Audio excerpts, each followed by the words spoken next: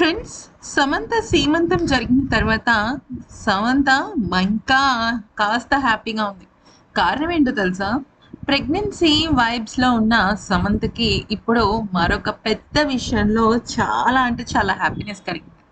నిజానికి సమంత పెళ్లి చేసుకుంది రాజ్ నెడుమూర్ని. రాజ్ నెడుమూర్కి ఆల్రెడీ శ్యామిలి అనే పర్సన్తో పెళ్ళయింది. అయితే 2022లో వాళ్ళిద్దరూ కూడా విడిపోయారు. ఆ విడిపోయిన తర్వాత లాస్ట్ ఇయర్ అంటే 2025 డిసెంబర్లో వాళ్ళు పెళ్లి చేసుకున్నారు. అయితే ఇక రాజ్ నెడుమూరు అలాగే శ్యామిలికి ఒక బేబీ ఉందని, ఒక పాప ఉందని, ఆ పాపకి సంబంధించిన పూర్తి స్థాయి బాధ్యతలన్నీ సమంతని తీసుకుంటుందని చెప్పడం జరిగింది. అయితే ఆ వార్త బాగా వైరల్ కూడా అయింది.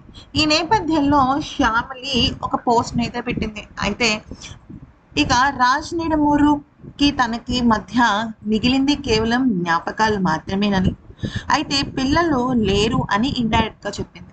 అయితే మరి ఈ పాప సంగతి ఏంటి అంటే, ఈ పాప రాజ్ నెడుమూరు అంటే బెస్ట్ ఫ్రెండ్ అయిన రాజ్ అండ్ డీకే అని ఒక పర్సన్ ఉన్నారనమాట. ఆయన కూడా డైరెక్టర్. ఆయన పాపే ఈ పాప. సో ఈ పాపని వాళ్ళు చాలా ఇష్టంగా చూసుకుంటూ ఉండేవారు. వాళ్ళ ఇంట్లోనే కూడా పెరిగిందనమాట, బెస్ట్ ఫ్రెండ్స్ అవ్వడంతో.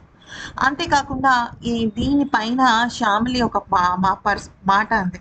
అయితే సమంత రాజ్ నెడుమూరు కొత్త లైఫ్ని స్టార్ట్ చేస్తున్నారు.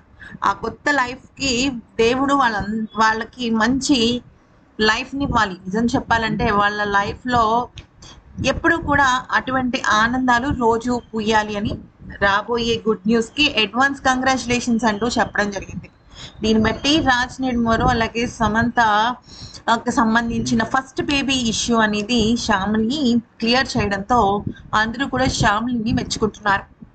అయితే గతంలో కొంతమంది సమంతని నువ్వు శ్యామిలి లైఫ్ని పాడు చేశావు, తన భర్తను నువ్వు తీసుకున్నావు అంటూ మాట్లాడారు. కానీ శ్యామిలి మాత్రం దాన్ని పూర్తిగా ఖండించింది.